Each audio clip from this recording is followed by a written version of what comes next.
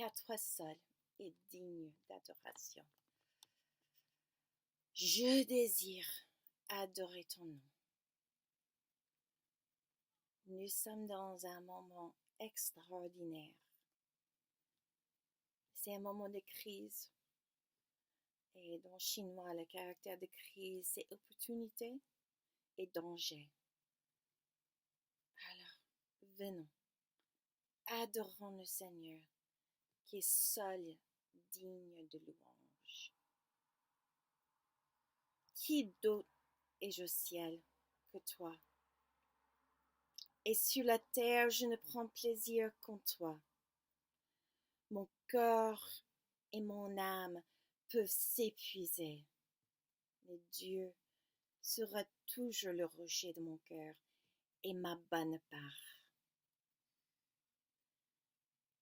Pour moi, mon bonheur, c'est de m'approcher de Dieu. Je place mon refuge en toi, Seigneur éternel.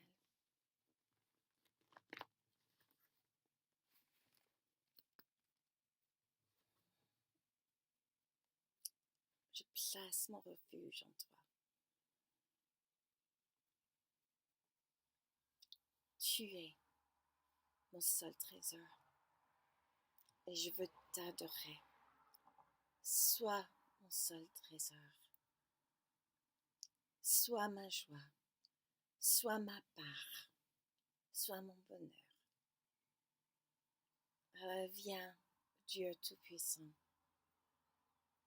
Viens recevoir mon amour, ma louange. Viens recevoir notre louange, notre amour. Viens, Esprit Saint. Viens, Esprit qui a soufflé vie au commencement dans l'homme et la femme. Viens souffler sur nous. Vie.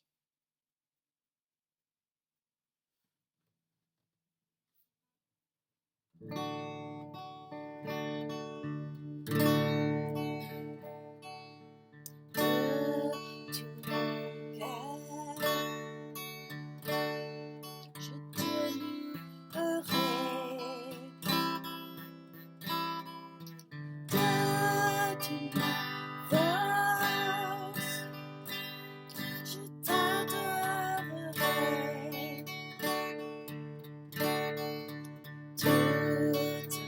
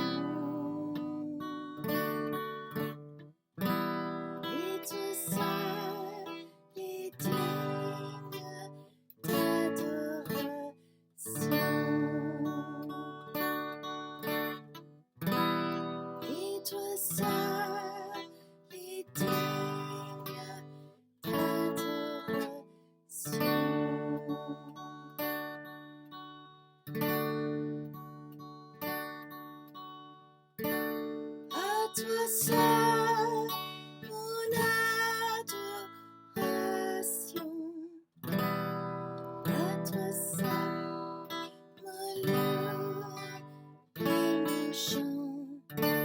Je désire adorer ton nom, car toi seul est digne d'adoration.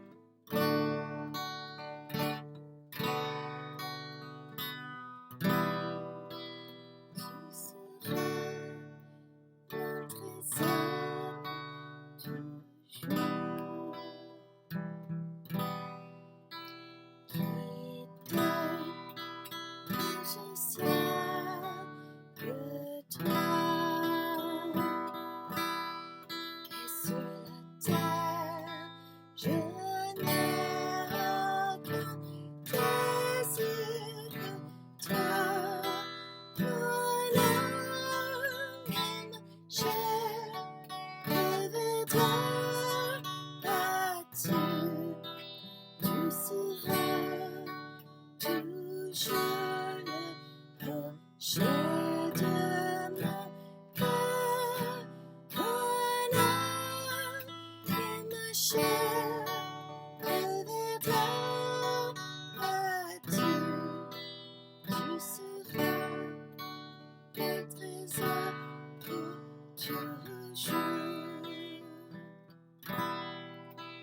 Qui dort, et je sais que toi,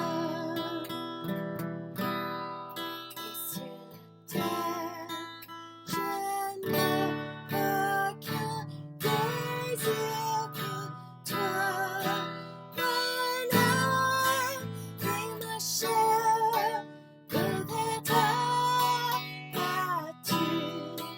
Tu seras toujours le rocher de mon cœur, mon âme et ma chair reviendront là-dessus. Tu seras mon trésor pour toujours.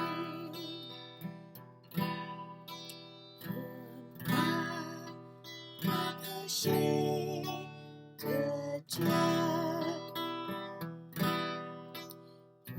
pour m'approcher de toi et mon Seigneur, mon âme et ma chair reviendront là-dessus.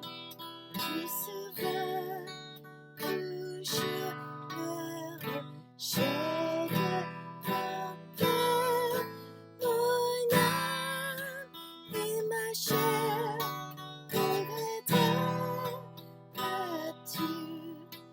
Tu seras mon trésor pour toujours. Tu seras mon trésor pour toujours. Pour m'approcher de Dieu, pour m'approcher de Dieu et mon Sauveur, mon âme et ma chair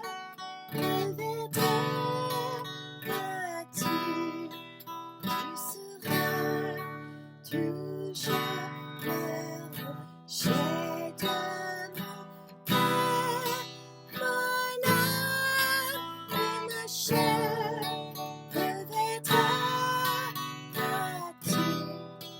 Tu seras mon trésor toujours, mon âme.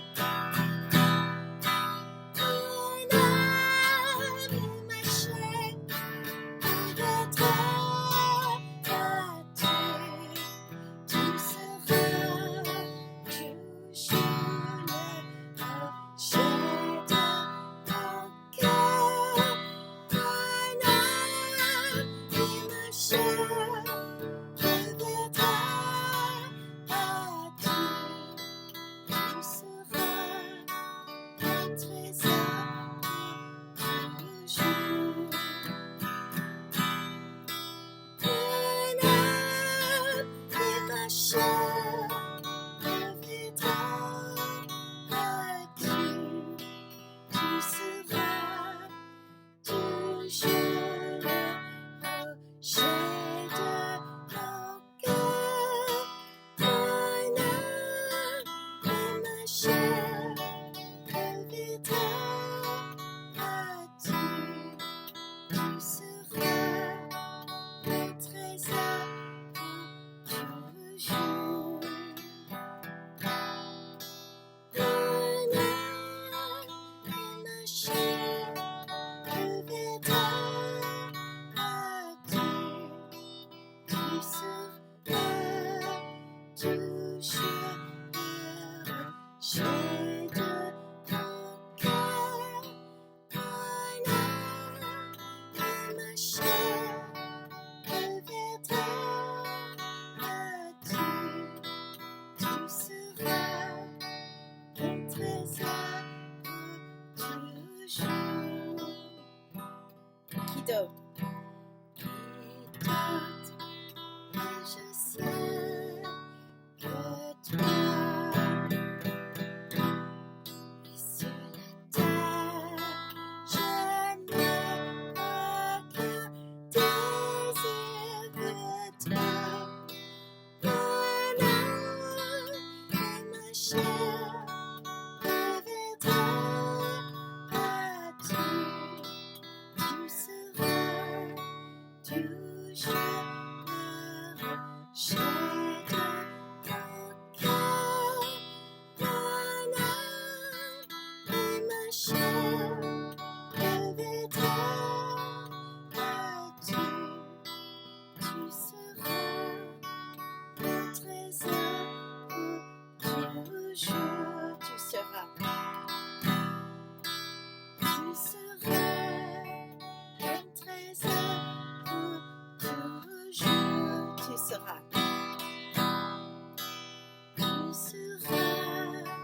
mon trésor toujours.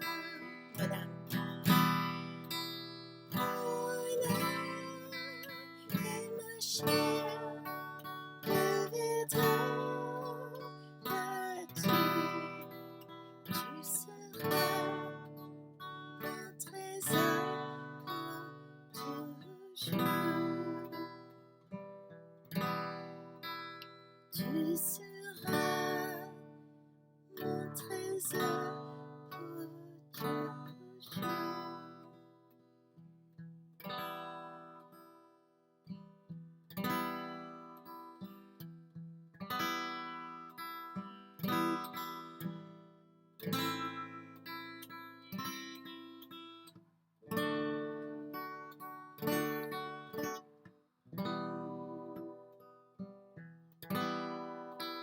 Tu es mon Dieu.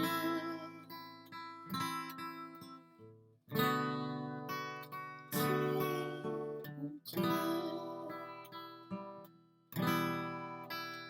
Mon âme et ma chair reviendra à Dieu.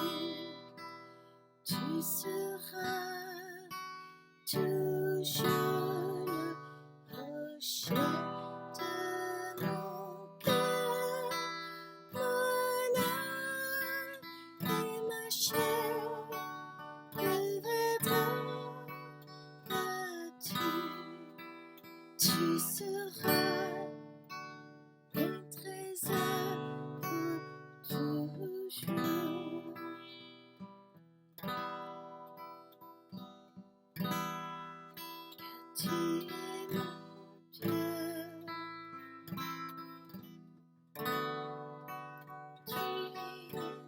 Dieu. Tu es mon Dieu. Tu es mon Dieu. Tu es mon Dieu. Tu es mon Dieu. Mon âme. Mon âme et ma chair revêtront de tu seras mon trésor pour toujours. Tu seras mon trésor pour toujours. Car tu es mon Dieu.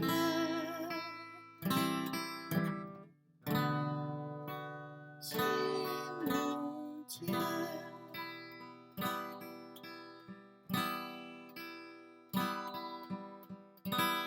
Ton amour, ta puissance, ta présence dans ma vie. Ton amour, ta puissance, ta présence dans ma vie. Je veux t'adorer de tout mon cœur. Je veux t'adorer de toute mon âme. Je veux t'adorer de toute ma force. Tu es mon Dieu. Tu es mon Dieu.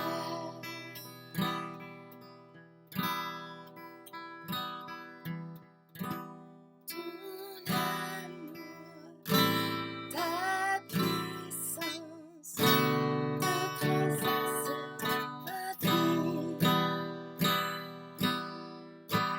Ton amour, ta puissance, ta présence dans ma vie. Je veux t'adorer de tout mon cœur. Je veux t'adorer de toute mon âme. Je veux t'adorer de toute ma force. Tu es mon Dieu. Tu es mon Dieu. Oui, tu es mon Dieu. Tu es mon Dieu.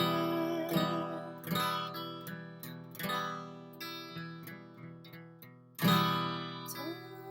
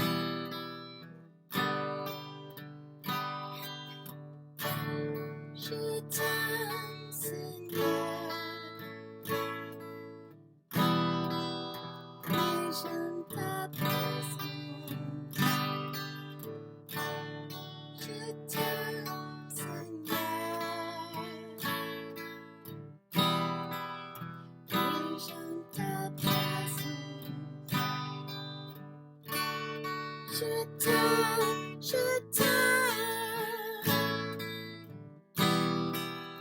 oh, je t'aime, Jésus, je t'aime, Seigneur, et j'aime ta présence, je t'aime, Seigneur, et j'aime ta présence, c'est dans la cœur de ta présence, que mon âme se repose.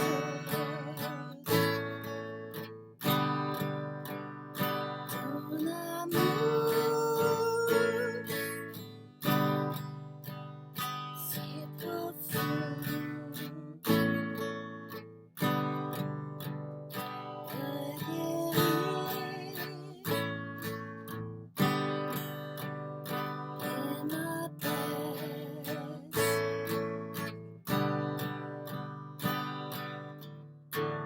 Je t'aime, Seigneur, et j'aime ta présence. Je t'aime, Seigneur, et j'aime ta présence. Je t'aime, oh, je t'aime, Jésus, t'aime, Seigneur, et j'aime ta présence, c'est dans la cœur, ta présence, que mon âme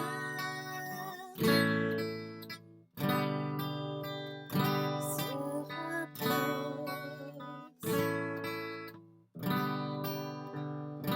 Ton amour si profond peut guérir et m'apaise.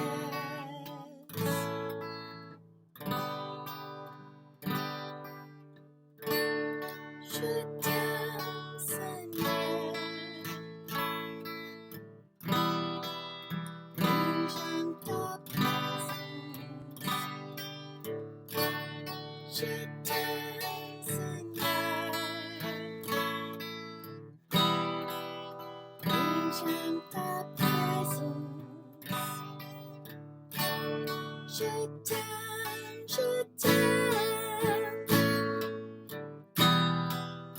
oh, je t'aime, Jésus, je t'aime, Seigneur, et j'aime ta présence.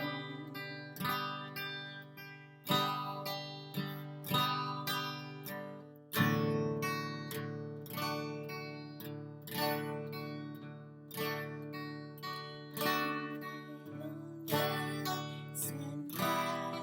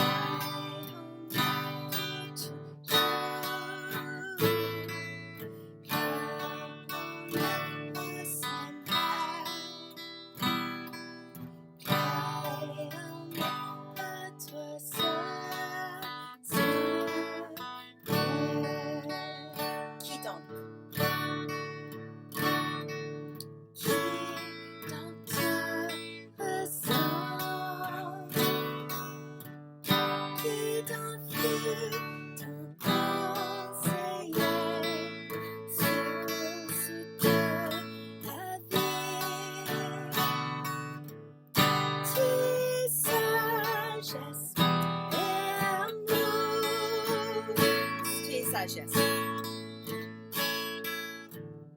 Tu es sagesse et amour. Tu es sagesse et amour. Tu es sagesse et amour.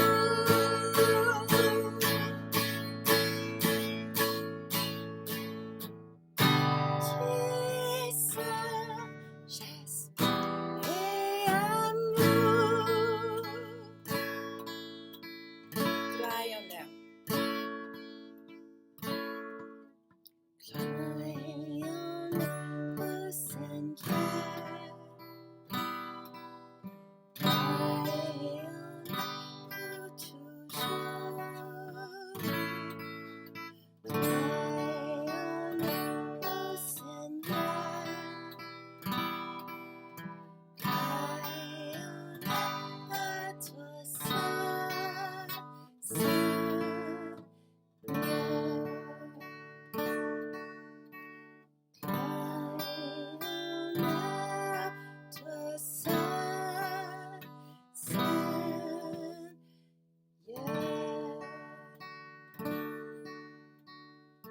Tu es sagesse. Tu es sagesse et amour. Tu es sagesse et amour. Tu es sagesse et amour. Gloire et honneur au Seigneur. Gloire et honneur à toi seul, Seigneur.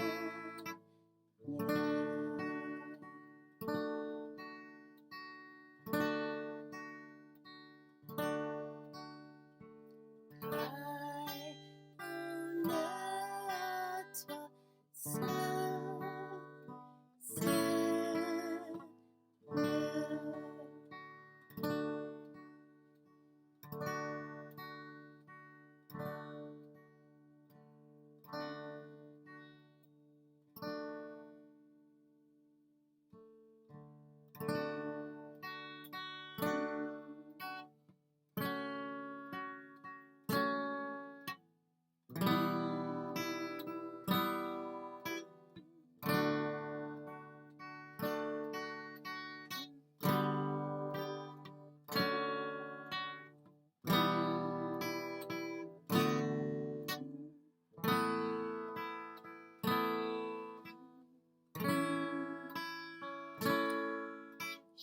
t'aime,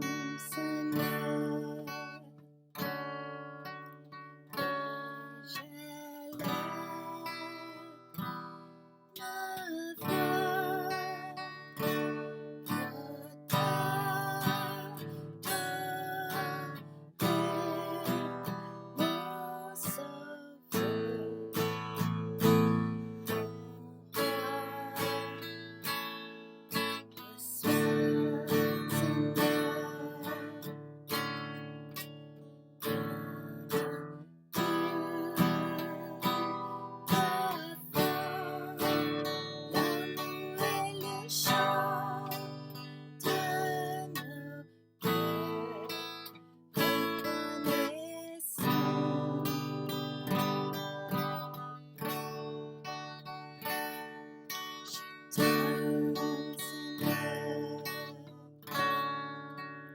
et j'élève ma voix pour t'adorer, mon Sauveur,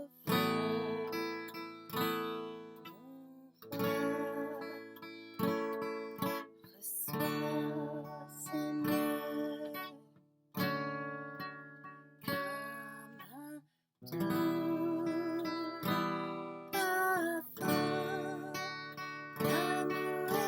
chant de nos cœurs, reconnaissant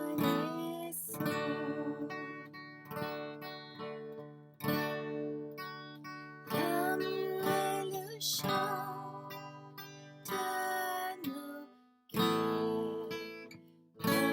reconnaissant.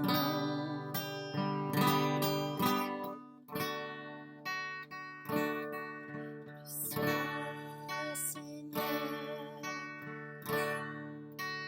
comme un doux parfum. L'amour est le chant de nos cœurs, reconnaissant.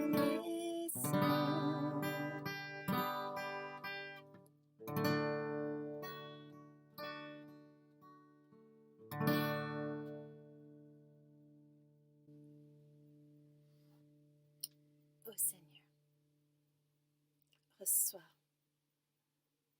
comme un doux parfum l'amour et le chant de nos cœurs, reconnaissant.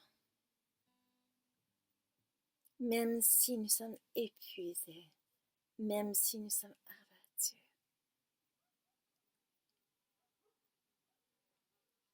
tu es digne de louange.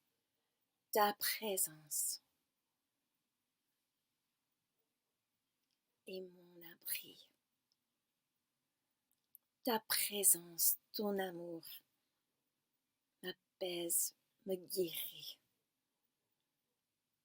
Je suis reconnaissant. Même si la terre est ébranlée, toi tu ne changes pas. Tu es mon Dieu. Tu es mon trésor, le rocher de mon cœur. Et je te bénis. Reçois, ô Seigneur,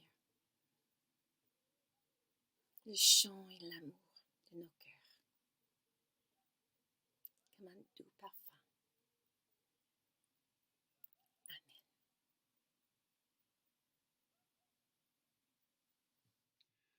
Bonjour les amis, je suis content de vous retrouver pour ce culte à distance. Et donc à nouveau, on va se pencher sur la Bible, la parole de Dieu, pour être à son écoute et pour être instruit, édifié, encouragé, béni. Voilà, tous ensemble. Alors prions le Seigneur. Seigneur Jésus, nous t'aimons et nous te remercions déjà de nous avoir sauvés. Nous avons un si grand salut. Et puis aussi de nous transformer, de nous avoir donné une vie nouvelle où toutes les choses anciennes ont disparu et tout est devenu nouvelle. Merci Seigneur pour cette promesse et cette réalité que nous pouvons vivre avec toi. Et merci parce que tu nous donnes ta parole pour nous aider à avancer sur ce chemin. Alors Seigneur, parle-nous encore aujourd'hui et agis dans nos cœurs, dans nos esprits, dans nos pensées, encore aujourd'hui, pour nous transformer et pour que nous soyons une plus grande bénédiction pour toutes les personnes de notre entourage, pour toutes les personnes que nous avons rencontrées. Et Seigneur, merci parce que c'est grâce à toi que c'est possible. Et Seigneur, c'est ce que toi tu veux. Alors, Seigneur, que ta volonté soit faite. Au nom de Jésus. Amen.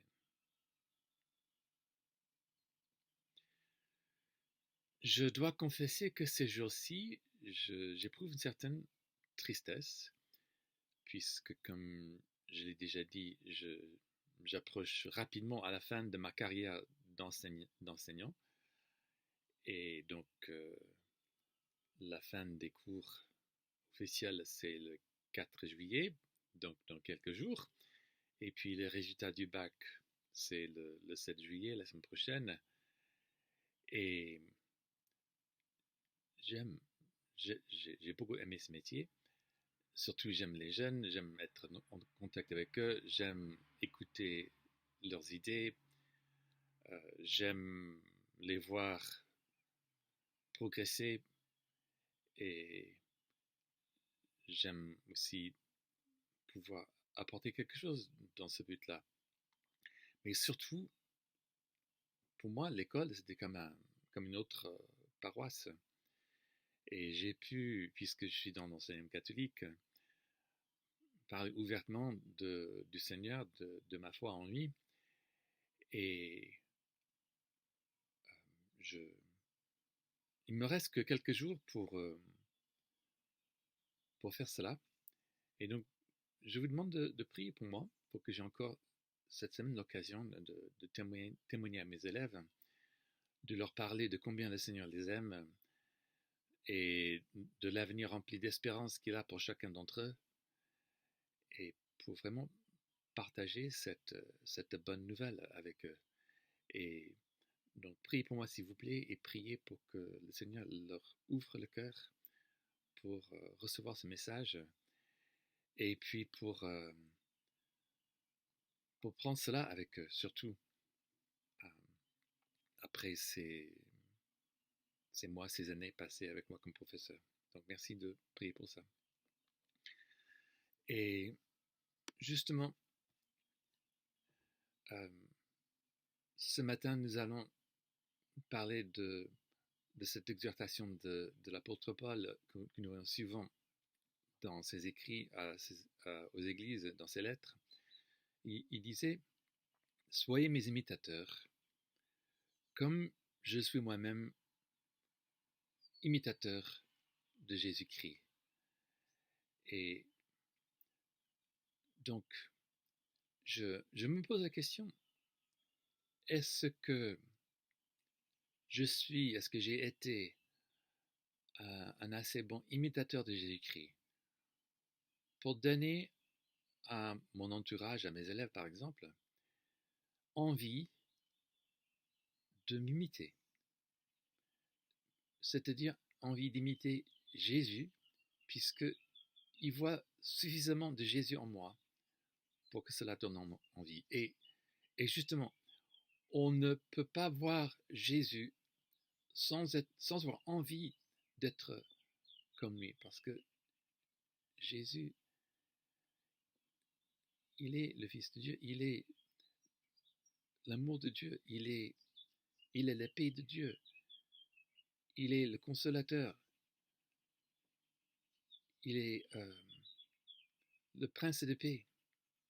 Donc, si nous voyons Jésus, nous avons envie d'être comme lui. Et je veux, pour moi et pour vous, que notre entourage voit Jésus à travers nous, en nous, et qu'ils entendent Jésus, et ils voient Jésus agir lorsque moi j'agis, lorsque nous agissons. Alors, ce n'est pas possible de faire cela tout seul. Donc, la foi chrétienne n'est pas un programme, comme on dit en anglais, self-help. Donc, un programme où on essaie de s'améliorer par ses propres forces. Nous avons accès à la puissance créatrice et transformatrice de Christ. Donc, il faut en profiter. Il faut le vivre à fond. Et c'est ce que je souhaite pour nous. Et pour cela, pour ce matin, nous allons méditer ce passage de 1 Thessaloniciens chapitre 1, à partir du verset 1 jusqu'au verset 10. Donc, lisons ce passage ensemble. De la part de Paul, Sylvain et Timothée, à l'église des Thessaloniciens, qui est en Dieu le Père et dans le Seigneur Jésus-Christ, que la grâce et la paix vous soient données de la part de Dieu notre Père et du Seigneur Jésus-Christ. Nous disons constamment à Dieu toute notre reconnaissance pour vous tous en faisant mention de vous dans nos prières. Nous nous rappelons sans cesse l'œuvre de votre foi, le travail de votre amour et la fermeté de votre espérance en notre Seigneur, Jésus-Christ, devant Dieu notre Père. Nous savons, frères et sœurs, aimés de Dieu, qu'il vous a choisi parce que notre évangile ne vous a pas été prêché en parole seulement, mais avec puissance, avec l'Esprit Saint et avec une pleine conviction. Vous savez en effet comment nous nous sommes comportés parmi vous à cause de vous. Vous-même, vous êtes devenus nos imitateurs et ceux du Seigneur en accueillant la parole au milieu de grandes difficultés avec la joie du Saint-Esprit.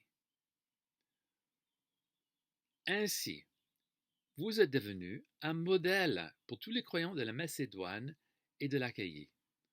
En effet, non seulement la parole du Seigneur a retenti depuis chez vous en Macédoine et en Achaïe, mais c'est aussi partout que votre foi en Dieu s'est fait connaître, de sorte que nous n'avons pas besoin d'en parler. De fait, on raconte à notre sujet quel accueil nous avons eu auprès de vous et comment vous vous êtes tourné vers Dieu. Vous vous êtes tourné vers Dieu en abandonnant des idoles pour servir le Dieu vivant et vrai, et pour attendre du ciel son Fils qu'il a ressuscité, Jésus, celui qui nous délivre de la colère à venir. Et donc, j'aime bien relire ce passage qui est vraiment un encouragement. Et donc, la façon dont Paul félicite les Thessaloniciens, et puis on le voit aussi dans ses autres lettres, il les félicite pour le progrès dans la foi, pour la réalité de leur amour, de leurs actions remplies d'amour, les uns envers les autres. Et moi, je peux faire la même chose par rapport à vous, puisque vous êtes un encouragement pour moi. Votre fidélité dans le Seigneur, votre persévérance au fil des années, au fil des mois, votre amitié, votre persévérance, votre engagement, et puis l'espérance que vous avez dans le Seigneur. Donc cela m'encourage, et c'est vrai aussi, je remercie le Seigneur pour vous quand je prie pour vous. Et donc c'est quelque chose que nous avons besoin de faire. Donc remercier le Seigneur les uns pour les autres. Il nous a donné les uns aux autres, comme j'ai dit le Seigneur. Nous sommes des cadeaux les uns pour les autres. Et Paul disait aussi, votre progrès dans le Seigneur est évident. Il disait cela à Timothée. Et donc, c'est vrai que j'aime bien quand j'entends vos témoignages, être témoin aussi de ce progrès que vous faites avec le Seigneur dans votre vie avec lui. Paul dit que les Thessaloniciens étaient ses imitateurs, en partie en rapport avec leur façon de recevoir la parole de Dieu. Paul est venu apporter la bonne nouvelle du royaume de Dieu. Et ils l'ont reçu de la même manière que lui. Ils l'ont reçu avec des tribulations, en plein milieu des tribulations. Paul était persécuté. Bon, il était un persécuté chrétien, et puis en devenant chrétien lui-même, il a été aussi persécuté. Et comme Jésus l'était lui-même, Jésus n'a pas été compris par son propre peuple vers qui Dieu l'a envoyé, au point où il a été livré aux Romains pour être crucifié. Donc, ce n'était pas facile à cette époque de donner sa vie à Jésus-Christ. Mais les Thessaloniciens l'ont fait avec beaucoup de joie dans le Saint-Esprit. C'est vrai aussi, on ne peut pas connaître Dieu, connaître son amour pour nous, savoir tout ce qu'il a fait pour nous, rencontrer Jésus à travers l'Évangile, cette bonne nouvelle, et ne pas aussi accueillir, lorsque nous accueillons Jésus, la parole de Dieu, nous accueillons aussi son amour pour nous et sa joie. Et cela fait partie de ce qu'il nous donne. Donc, Paul a vu cela dans les Thessaloniciens, il le remarque. Donc, leur façon d'accueillir la parole de Dieu, leur façon de vivre la parole de Dieu, donc remplie d'amour dans leurs actions et remplie de joie. Et donc leur obéissance aussi au commandement du Seigneur. Et justement, nous prêchons et nous croyons à la bonne nouvelle du royaume de Dieu. Et nous avons été libérés du royaume des ténèbres. Comme la semaine dernière, on a vu qu'on a été transportés d'un royaume pour être transportés dans un autre, le royaume de la lumière, le royaume de Dieu, où nous avons d'autres principes qui nous gouvernent. Nous avons un roi qui nous aime et qui prend soin de nous, qui pourvoit nos besoins. Et nous pouvons vivre déjà de cette puissance du royaume de Dieu. Et l'apôtre Paul parle de cela aussi. Il est conscient que les Thessaloniciens sont des imitateurs de Jésus, puisque la parole de Dieu n'a pas été simplement prêchée en parole chez eux, mais avec puissance, avec l'Esprit de Dieu, avec une pleine conviction. Alors, c'est la façon dont l'apôtre Paul l'a prêché, en étant loin du Saint-Esprit, et c'est la façon dont le Seigneur a témoigné de la véracité de sa parole. Dieu transforme nos vies, Dieu intervient dans nos circonstances. Dieu est un Dieu vivant et agissant. Et donc, nous pouvons lui faire confiance. Et lorsque le Seigneur promet de nous donner une vie nouvelle, de faire toutes choses nouvelles dans nos vies, il le fait par sa puissance. Et donc, nos vies sont transformées.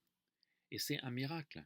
Donc, en tant que chrétiens, nous devons être toujours dans l'expectative de voir le Seigneur agir en nous et à travers nous, par sa puissance miraculeuse, par la puissance du Saint-Esprit, puisque nous sommes enfants du royaume de Dieu. Et bien sûr, la plénitude du royaume de Dieu sera avec le retour du Seigneur. Et lorsqu'il nous prendra avec lui dans la gloire, et nous aurons nos corps glorifiés. Mais nous pouvons vivre jour après jour les prémices de ce royaume. Et justement, il est dit que le Saint-Esprit est un gage des promesses à venir. C'est pour ça que j'aime bien notre nom en français, la famille Gage. Et le Saint-Esprit est une promesse, un avant-goût de ce que le Seigneur a en attente pour nous, pour toute l'éternité. Mais nous devons et nous pouvons vivre des avant-goûts ici et maintenant. Des avant-goûts où nous voyons le Seigneur agir dans nos vies pour pardonner nos péchés, pour enlever la culpabilité, pour nous sanctifier, pour nous guérir, pour bénir ceux qui sont autour de nous. Donc, attendons-nous à cela. Et donc, soyons des imitateurs de Paul, des imitateurs de Jésus, dans notre façon de vivre jour après jour, notre façon de garder l'espoir, notre façon de persévérer. Et pas simplement pour nous. Je garde l'espoir pour moi-même, mais aussi pour ceux qui m'entourent. Je ne perds pas confiance par rapport à ceux à qui j'annonce l'Évangile. Et peut-être je n'ai pas encore vu une réponse, une ouverture, mais gardons l'espoir comme l'a fait l'apôtre Paul, comme l'ont fait les Thessaloniciens. Il est dit aussi dans ce passage que les Thessaloniciens sont eux aussi des modèles pour d'autres chrétiens autour d'eux, dans leur région et dans les pays avoisinants. Et Paul dit, partout, partout, partout où les gens ont entendu parler de la foi de ces Thessaloniciens, ils ont été encouragés, émus, et que cela soit vrai pour nous aussi. Donc, n'ayons pas honte d'appeler d'autres personnes à nous imiter. Nous avons la conviction de vivre en tant que modèle de qui est Jésus. Nous voulons appeler les autres à faire pareil. Ou même, simplement, même sans le dire, faire confiance au Seigneur que le modèle de notre vie soit une bénédiction pour eux. Et donc, comme je dis par rapport à mes élèves, j'espère que j'étais un assez bon modèle de Jésus-Christ pour qu'ils aient envie de se ressembler à moi et donc à Jésus. Et moi, je veux ressembler davantage à Jésus pour ne pas être un obstacle à d'autres personnes par rapport à ce qui croient en lui ou non, à ce qui vient à lui. Je veux d'abord que ma façon de vivre les attire à Jésus et qu'ils connaissent Jésus puisqu'ils me connaissent. Et puis mes paroles, mes actions, mon attitude.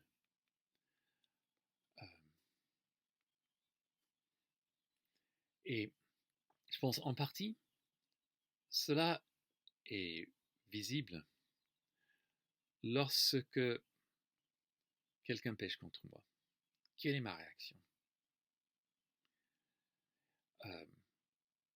Et souvent, lorsque nous voyons les autres pécher, surtout lorsque ça nous fait du mal, souvent notre première réaction, c'est de faire le pareil, rendre le mal pour le mal. Alors, nous savons que Jésus nous a invités à rendre le bien pour le mal. Donc, on ne devrait jamais rendre le mal pour le mal. Et donc, faire attention à ce que nos réactions, justement, ne soient pas cela lorsque les autres pêchent contre nous, lorsque les autres nous font du mal.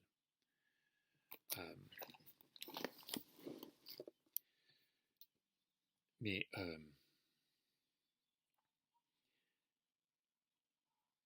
est-ce que ma réaction ici, c'est peut-être simplement de les corriger? Quelqu'un me fait du mal, quelqu'un pêche contre moi. Alors, est-ce que je les corrige? Tu ne devrais pas faire cela. Dieu dit que. Je ne pense pas non plus que c'est ce que le Seigneur nous demande à faire en premier. Et justement, par rapport à corriger les autres, lorsque nous voyons quelqu'un pécher, que ce soit contre nous ou quelqu'un d'autre, notre première réaction, ça devrait être de prier pour cette personne. Il n'y a que le Saint-Esprit qui peut convaincre du péché. Et nous devons avoir envie d'être corrigés. Mais être corrigé par le Seigneur et corrigé par quelqu'un d'autre, ce n'est pas toujours la même chose. Dieu est un Dieu d'amour. Dieu est un Dieu de douceur. Et bien sûr, nous voyons plein d'exemples dans la Bible où le Seigneur corrige. Mais notre premier rôle, comme j'ai dit, c'est de prier pour les autres. Et puis, si quelqu'un me fait du mal, je devrais demander au Seigneur, Seigneur, comment est-ce que tu veux que j'aime cette personne? Qu'est-ce que tu veux que je fasse pour bénir cette personne? Et si je suis traité comme cela, c'est peut-être qu'il y a quelque chose comme moi qui l'a provoqué, donc un péché en moi. Donc, encore une fois, je devrais vouloir être davantage comme Jésus pour que l'exemple de ma vie soit quelque chose qui encourage les autres à m'imiter et être davantage comme Jésus. Et justement, aussi, l'apôtre Paul nous dit souvent que notre entourage est sanctifié par le fait que nous sommes chrétiens, nos enfants, nos conjoints.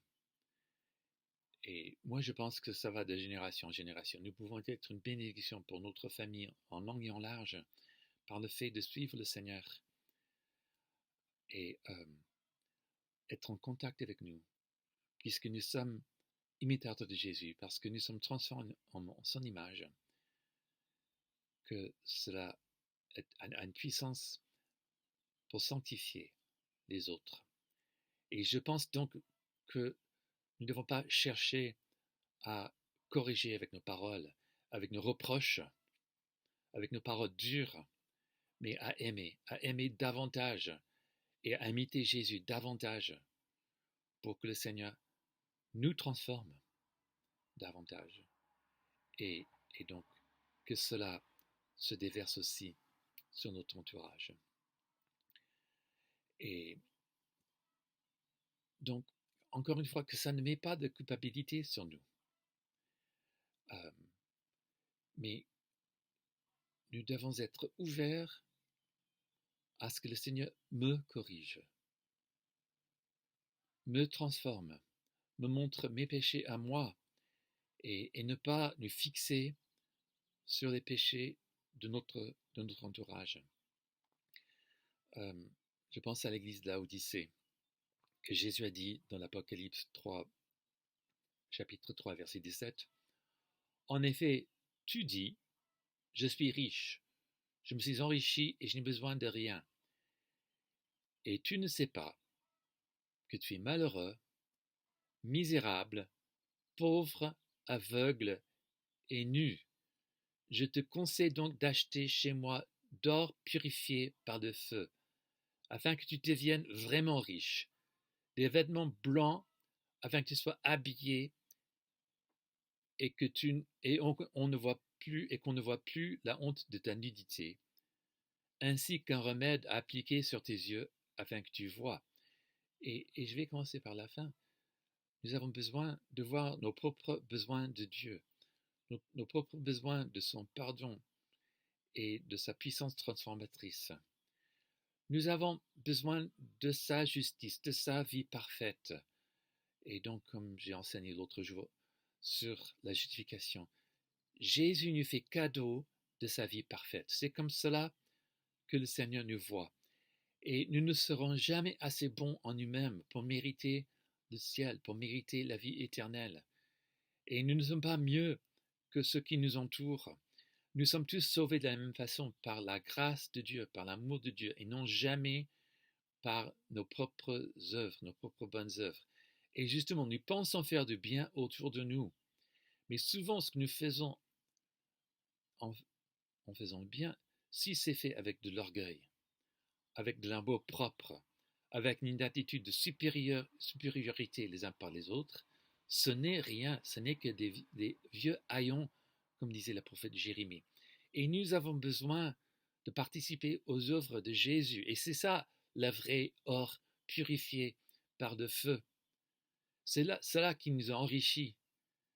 Et sans ces œuvres de Jésus que nous pouvons faire avec lui, par sa puissance, nous sommes pauvres.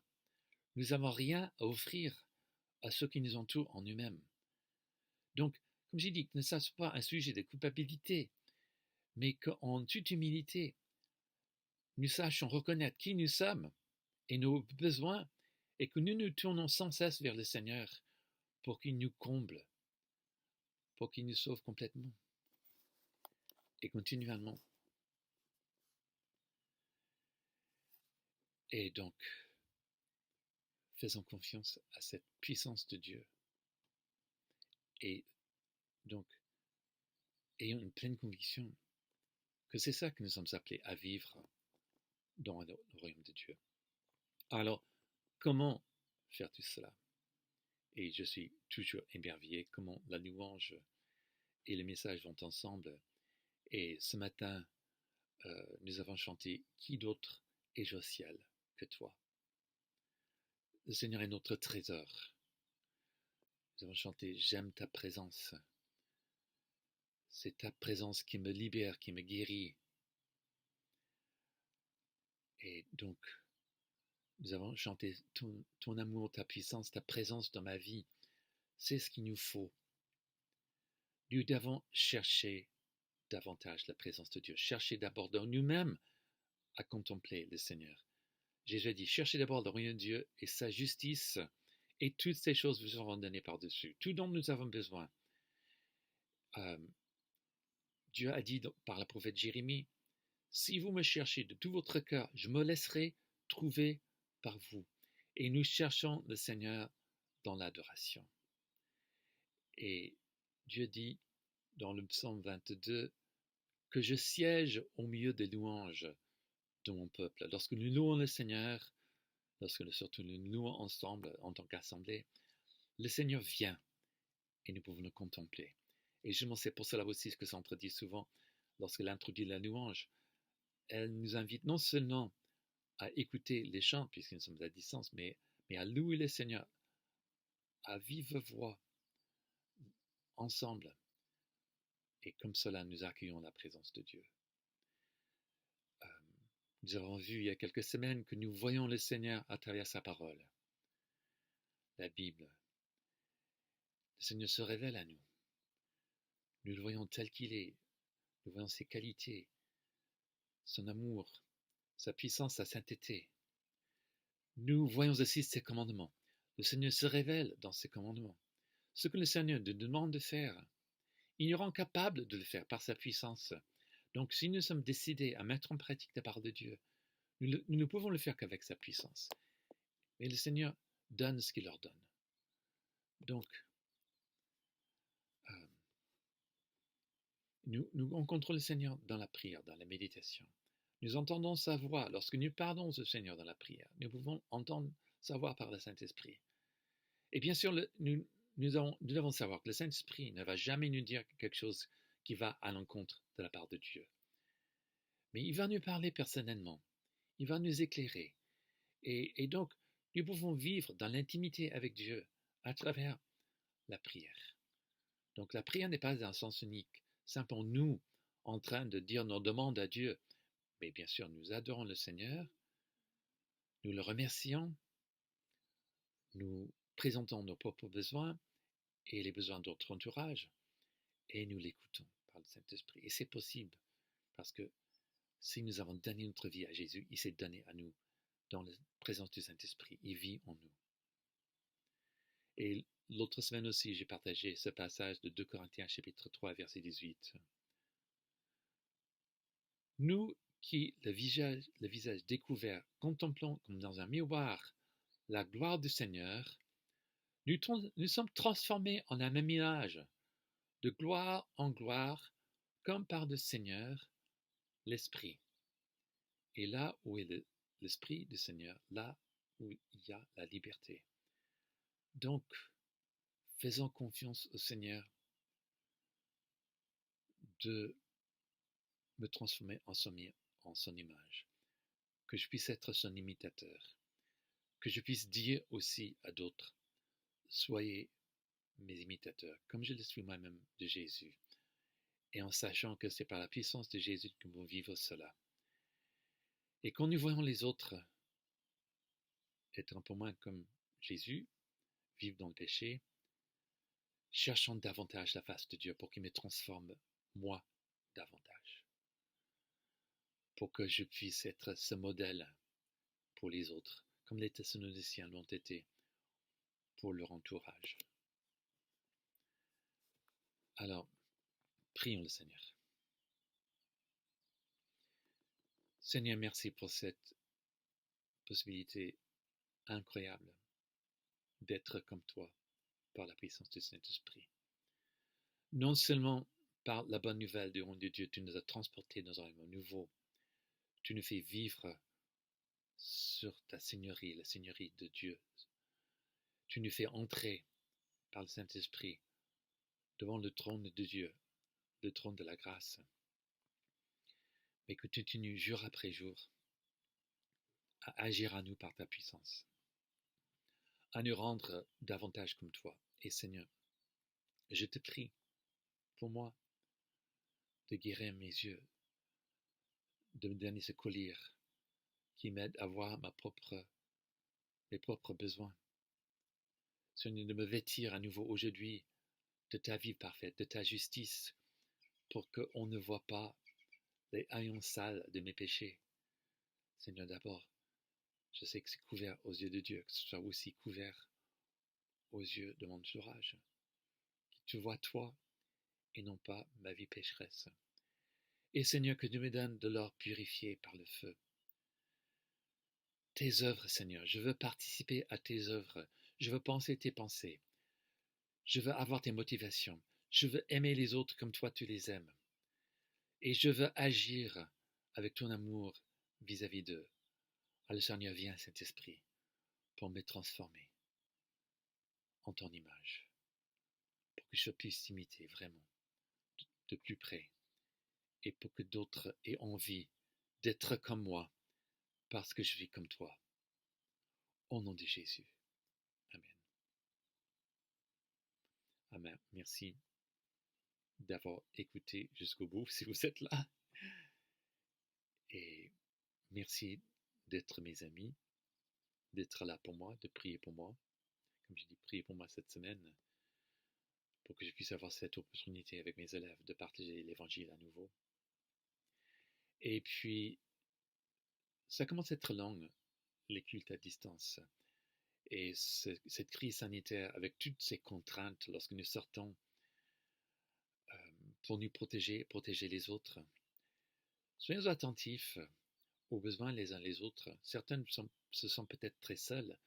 Certaines sont peut-être oppressées, même déprimées par cette situation. Et soyons là pour nous bénir les uns les autres, pour nous encourager, pour apporter de l'amour, de l'amitié. Faisons-le avec toutes les précautions nécessaires si c'est en personne, mais nous pouvons le faire aussi à distance de toujours. Et soyons aussi attentifs peut-être aux besoins matériels de certaines personnes qui ont souffert financièrement de cette crise. Et puis agissons là aussi avec amour, avec générosité, comme vous savez le faire. Et donc, ne bénissons pas les uns les autres en parole seulement, mais aussi en action. Alors, soyons bénis, passons cette semaine dans la présence de Dieu, avec sa puissance transformatrice, et on se verra la semaine prochaine, et nous serons chacun les uns et les autres encore un peu plus comme Jésus. Alors, merci, bonne journée, que Dieu vous bénisse.